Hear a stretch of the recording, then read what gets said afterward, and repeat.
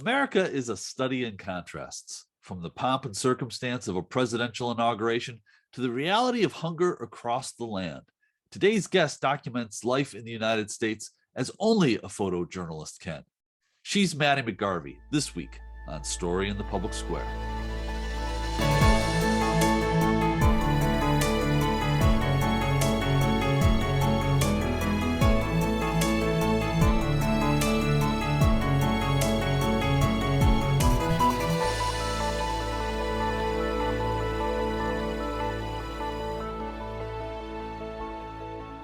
Hello and welcome to Story in the Public Square, where storytelling meets public affairs. I'm Jim Ludis from the Pell Center at Salve Regina University. And I'm G. Wayne Miller with the Providence Journal. This week, we're joined by an old friend of the show. Maddie McGarvey is an amazingly talented photojournalist whose work has been seen recently in National Geographic, the New York Times, and always on her Instagram page, at Maddie McGarvey, spelled just like it sounds. She joins us today from Ohio. Maddie, thank you so much for being with us. Yeah, thank you so much for having me again. It's always a pleasure. I think it's been about a year and a half since you were last on the show, and it was during the pandemic, and you've been busy, to put it mildly, since then. Let's start back with the inauguration of President Joe Biden, which you covered. Tell us a little bit about that, and you know, in the aftermath of the Capitol riot, the insurrection, with all of the drama and the pandemic raging, what was that experience like? Yeah, so it was pretty interesting because I'd been following Joe Biden's journey through the campaign since he announced that he was running for president. I was in South Carolina with him when he got the nomination, and then, you know, to be able to kind of finish it up as he was walking into the White House was a pretty cool thing. But it was obviously like a little bit of a strange experience because we were in the middle of a pandemic and DC was so locked down after January 6th. So, you know, you're kind of walking around, and normally during inaugurations, you'd probably see a lot of people and you know, everyone would want to watch and all that. But for this, it was layers and layers of security and National Guard. So it was just a really bizarre experience. Just so much security, so many clearances we had to get. But, you know, it was really interesting to see and, you know, witness history with Kamala Harris as the first, you know, vice president of color and woman. It was a really interesting experience. Do you ever think, though, about, I don't know how to put this, the privilege of being literally at sort of at the front row of history for a moment like that? I mean, honestly, all the time. I have to pinch myself.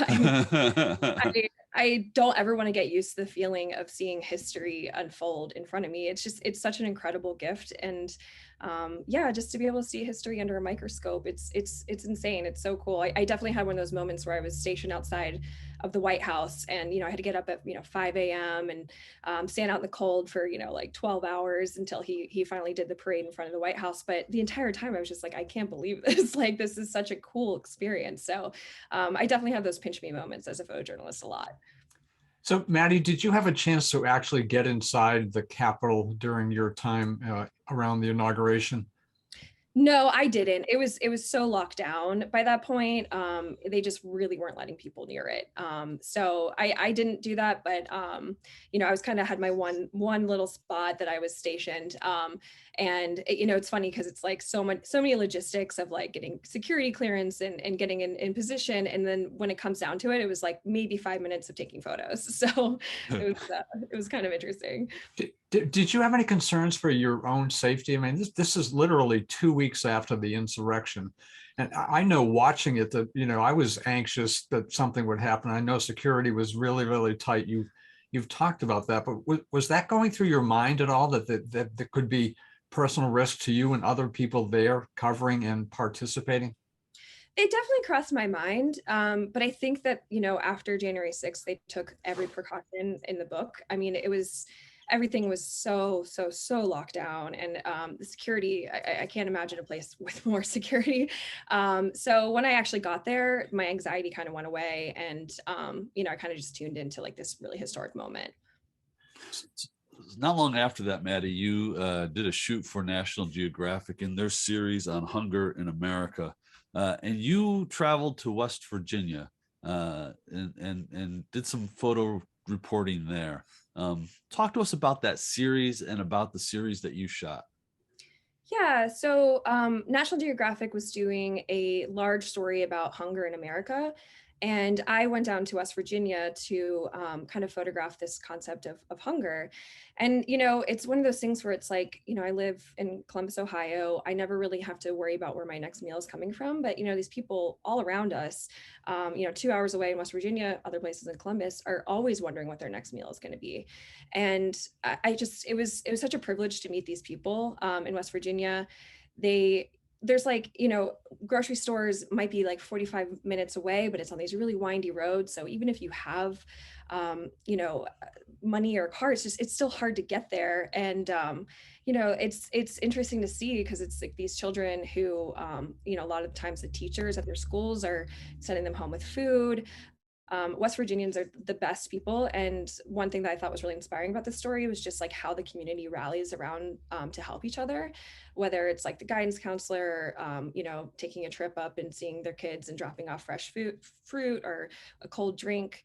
But yeah, I mean, it's something that, it was a story I really enjoyed working on because I think it could kind of open up your eyes to like what's happening not too far away from you and something that millions of Americans are struggling with every single day.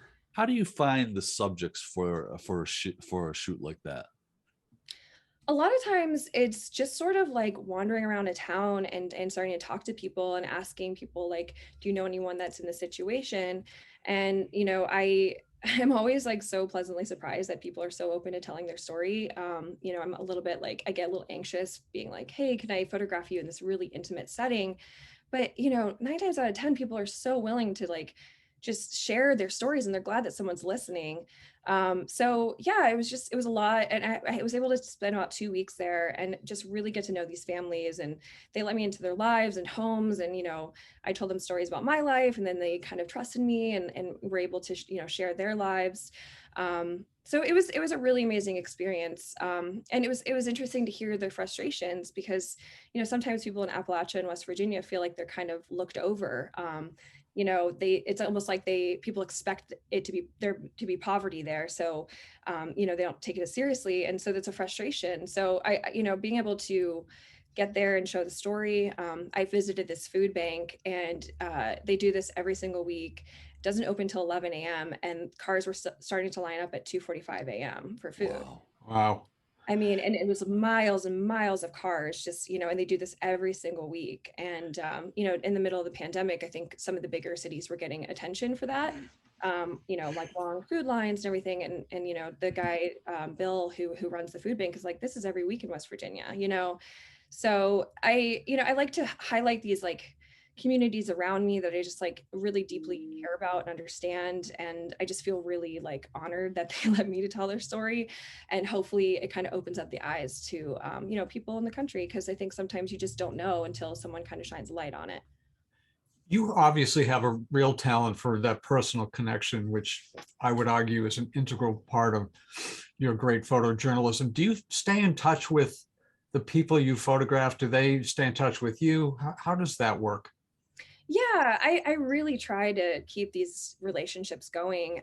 It's funny, it's like I don't really use Facebook too much anymore, but Facebook is such a great way to like keep in touch with people that I photograph over the years. So, they'll send me some messages with updates. I'll like, message them back, tell them what's up in my life. And yeah, I just feel so thankful that I have all these like really special relationships all over the country from, all these interesting stories I worked on.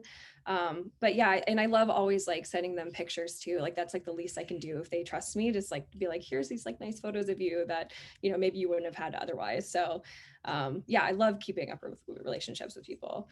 So another story that you illustrated was last year for the New York Times Magazine, and it was titled, "When No Landlord Will Rent to You, Where Do You Go? How Extended Stay Hotels and Motels Became the Last Housing Option for Thousands of Low-Income Americans." Obviously, another very important topic. Talk to us about that. Yeah, so I went to Las Vegas, and in Columbus, Ohio, there was a woman in Las Vegas and a family in Ohio. And, it's one of those things where a lot of like bad luck and just like circumstances of life kind of compounds. So these two women, they got evicted, their credit kind of tanked.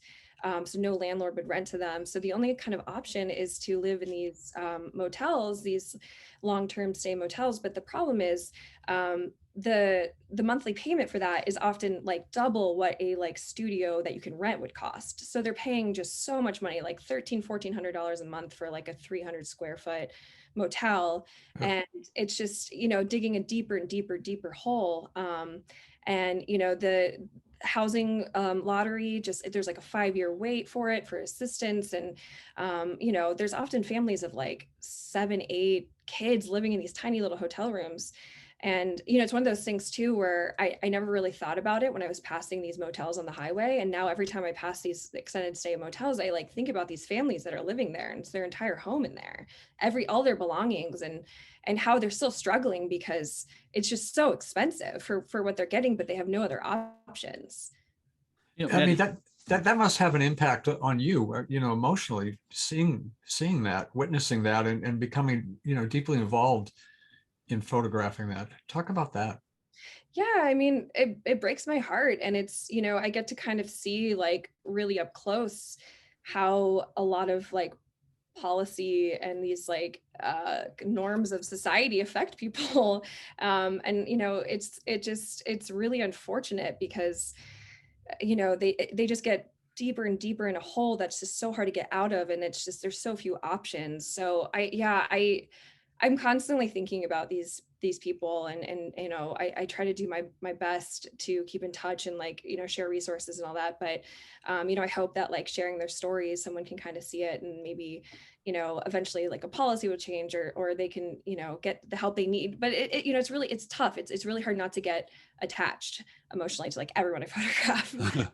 Well, Maddie, another emotional, tough story that you did for the Hechinger report focused on a veteran and their family who was not getting the kind of help that they're promised from Washington. Can you break down that assignment for us? Yeah, I mean, during the pandemic, obviously, a lot of schools went completely virtual. And I think that this story was just a clear example of how like the pandemic doesn't treat everyone equally. So this family, it was a veteran and her husband, and they had a severely disabled daughter and 2 other daughters, and they're doing everything they can to support them, but they can't really. They were having trouble getting a job, and then at the same time, they have to have people to watch the kids. And then on top of that, the cost of high-speed internet for these kids to do virtual school meant that the parents would like just not eat dinner a few days a week because they couldn't afford both food and high-speed internet. And they were like, there was drive-by shootings in the neighborhood, so the kids were traumatized and had PTSD from that. And the mom's just like, I just feel helpless. Like, I have a degree, I'm a veteran, I'm asking for help, I'm looking for help, and I just can't get it. And yeah, and I just think it's one of those things where it's, we all struggle during COVID, but like some people really like this, it was it such impacted their lives and their incomes, and they got just so far behind. So that was a tough one to work on for sure. But yeah, it was nice because like people rallied around them and ended up, raising like I think $40,000 for the family, which was like Wow. sort of a silver lining of it. But there's countless families like this. It was just like one example, and it's kind of sad to see. So where does your long interest and your deep interest in exploring social injustices and disparities come from? I mean, you're a photojournalist, you can choose any subjects you want, but we've just talked about some of the things that are dear to your heart and are so important. Where does this come from? Like, why are you attracted to doing these incredibly important stories? I mean, I've always just been like a pretty curious person, I guess. And I just really love like discovering more about my community. I really strongly believe like in the idea of covering your own backyard and, showing your community what's happening in their own backyards. So, and I also, I get to photograph like presidents, but I also see people at their lowest moments too. And I guess kind of seeing how policy in Washington like directly affects just the normal American. It's just really, it's interesting to me. And I think that, the goal at least is that people will see these photos and see what's happening in their own backyards, and hopefully, you know, be a little bit more aware of it, because I think sometimes people just have blinders on, and it's hard to kind of see outside of their own lives. So you know, every time I work on these stories, I'm just like astounded and like touched and heartbroken, and like all the different emotions about what's happening all around me. So yeah, I think it's just this deep curiosity, and just in hope that, you know, getting their story out can create some kind of positive change. Do you ever get frustrated though that not so, like, you know, you put on cable news on a regular basis, and that drives so much of the conversation that about policy and about what's happening in this country. And by and large, in the primetime hours on any of the three major cable networks, there's not the kind of coverage of the kinds of issues that you're talking about here. It's more some sort of weird mix of the celebrity of power, rather than as a deep dive into the lived experience of Americans all over the country. Do you get frustrated that you're doing this incredible reporting, but so much of the press is sort of oblivious to this? Yeah, I mean, I just think that like seeing pictures and photos and reading stories about just like the actual American day-to-day experience and people actually being affected, rather than like a pundit talking head on a TV show, just goes a longer, you know, goes further. People really can connect when they can look at a photo and be like, that could be my mom or my cousin or my brother, and like Or one me, or me, yeah, and like right? one or two other like decisions in life, or one or two other like, you know, anything that could have been me. So, you know, I think humanizing these stories is so important, in connecting people to it. I mean, and I think it's the case, like, you know, I read all the time about, you know, factories closing, for example. And, you know, one of the stories I worked on a couple years ago was like a GM. You know, he'd worked at GM his entire life. It was such a part of his identity, and what it meant for his family that he was like, this factory's closing and he's losing his job. Because, you know, you hear that like headline all the time. You might hear that on the news, but when you're looking at him and his family, and he has like a severely disabled daughter, and it's just hard to like move your entire life, and just like how he felt as in his identity of always being a GM worker, and his dad was a GM worker and his grandfather was a GM worker. So Maddie, when we were talking last week before you came on the show about what we wanted to get into, we talked about mental health. And as you know, I've covered mental health. That's been my journalistic passion for decades. And we've had guests on the show repeatedly talking about mental health. And of course, during the pandemic, many of the issues have been exacerbated by COVID. So when I saw an Instagram post from you, it was early this year, I think January 2nd, it really caught my eye. And I'm just going to read the beginning of it, and then you can talk about what led you to post this and the issues behind it. So it began, 2021 had its fair share of ups and downs, but I can say with complete certainty that it was the first year I really put myself first. I found a therapist that I see weekly that helps me process life and grief and anxiety and everything in between. I started medication that helps me feel like a complete person, and realize there's no shame in that. I prioritize friends and family because 2020 taught me that you cannot take that time for granted. Very powerful words. I mean, you're a great writer in addition to a photographer, but get into that for us, will you?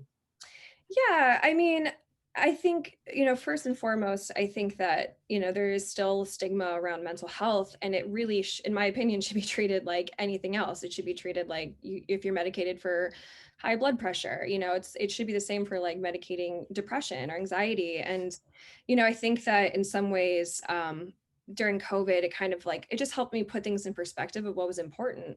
And it helped me slow down a little bit. I think before I was sort of working at a like an unsustainable pace, and I was just gonna like, I felt like I was on my way to burning out a little bit.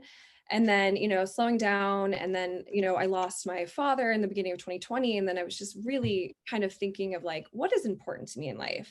And I really wanted, like, no day is promised. I learned that with the loss of my father. I learned that with like the loss of all these people with COVID. And I'm like, you know, no day is promised. So what do I want to do with my one life I have? And so I really started to prioritize just my mental health, and kind of realizing that like, as much as I love this job so much, there is a little bit of vicarious trauma I feel like I've been carrying with me. I mean, I've given like artist talks before and talked about a lot of these things I've covered. And often the one question I've gotten at the end is like, are you okay? Like, what do you do for yourself? And for the longest time, I was like, I really don't do anything. And then I kind of realized I need to do something about this. And so, in 2020, I started seeing a therapist, and, I went on some medication, and it just changed my life completely. And, therapy is such a privilege too. I wish that it was so much more accessible in America, because I think everyone should have a therapist if they can. I mean, just having this outside perspective on your life and shaping it is so huge. That's all very powerful. And you got a tremendous reaction on Instagram. And what have you heard from people, not just on Instagram, but just people in your world, your life, colleagues, friends, family? What was their reaction to you sharing this? Yeah, I mean, I think it was just positive. I mean, I got a lot of people messaging me and just saying like, thank you for speaking about this, because it's something that I've been struggling with every day. And I feel like I can't, I feel like, especially like on social media, everyone's sort of putting just their best foot forward at all times. And it kind of creates this false narrative of what reality is like when you Right. only see, like, people's highlight reels. So I think, just being able to show, and life's not perfect, and that's okay. I got a lot of response just like, thank you for talking about this. And like, how did you find a therapist? What kind of like medication are you on? Like, what steps have you taken? And just being able to have those like conversations freely, it just feels really good, and it feels really productive and healthy, because, especially like we've all been through a lot of trauma in the last couple of years, and it's totally okay to realize that and talk about it and move forward in a healthy way. And there's so many resources out there. So yeah, I think it had, it was a really positive response, and I'm so glad that I was able to talk about that after kind of holding those feelings in for a long time. Well, it's a powerful public service you're doing with that, and frankly talking about it here too. Let's switch topics for just a moment though. You were among those covering President Trump's first rally after the insurrection of January 6th that happened to occur in Ohio. What was that experience like? The media is not generally well received. In fact, other journalists have become props for some of those rallies. What was your experience like? Yeah, so I've photographed a lot of Trump rallies over the years. This one was like not too different, honestly. It's just there was a lot of people. They were all really excited. It's always, there's the kind of the tradition of Trump kind of booing the media and fake news and all that. But it's kind of funny, because like when I just kind of go up to people and talk to them human to human, they're always like pretty nice to me. And like, I think that's kind of the thing. It's like in mass media, you just kind of get this idea, this collective behavior idea of like what one group is like, or what another group is like. But one person, one individual to another individual, just realizing we're all humans. I don't know. I mean, it's an interesting like experience, because yeah, one-on-one, I didn't really have a problem. But then when the whole like through the media, fake news, that was like a whole collective behavior. But it was interesting. It was people, he had a huge crowd. People were really excited to see him. He knows how to ramp up a crowd. So it was interesting to kind of get back into politics again, because I thought I might have like a year off or something. But it's always interesting to see. So switching gears again, tell us about the Kathy Sullivan shoot for Rolling Stone, another great publication where your work has appeared. Yeah, so Kathy is an amazing woman. She's the first woman to have gone to outer space and the deepest part of the ocean. And so I was just like so excited to meet her. Just think she's like so cool, and what a trailblazer for women. And yeah, so we kind of just walked around Columbus. She started a science museum here several years ago, and she just was so full of energy. And I was just so curious. I was like, what was scarier? Was it outer space or the deepest part of the ocean? And she was like, neither. She's just so stoic. And I was like, because both of those things terrify me. So so yeah, just kind of meeting this woman who's had these incredible experiences. Like, again, it's just like a pinch me moment. I get to meet the most amazing people. So that was a really cool one. Maddie, we've got literally about 30 seconds left here. I was looking through something else the other night, some historic photographs from the Second World War, actually. And I thought about those journalists who snapped those pictures. Some of them were on the home front, some of them were on a battlefield, but they snapped those pictures sort of in that moment. Do you ever stop and think about the long-term impacts of some of the photos you might take? What might be seen 100 years from now? Does that ever cross your mind when you're working on one of these shoots? I mean, yeah, sometimes I think it's so important to have a record of history. I love looking at photos from, even 10 years ago and 100 years ago. It's so important to know like what we've been through and where we're going and how history changes, but also sort of repeats itself. So, my hope is that like, me kind of like covering my backyard and creating this little like record of history, people will be able to see and know what happened here in the Midwest. And yeah, I think it's just such a cool thing. And I again, I know I keep saying this, but I just feel so like honored to be able to like tell these stories and just have this perspective of the world around me. It's just like, it's the best job in the world. Well, Maddie McGarvey on Instagram, it's MaddieMcGarvey. Thank you so much for being with us today.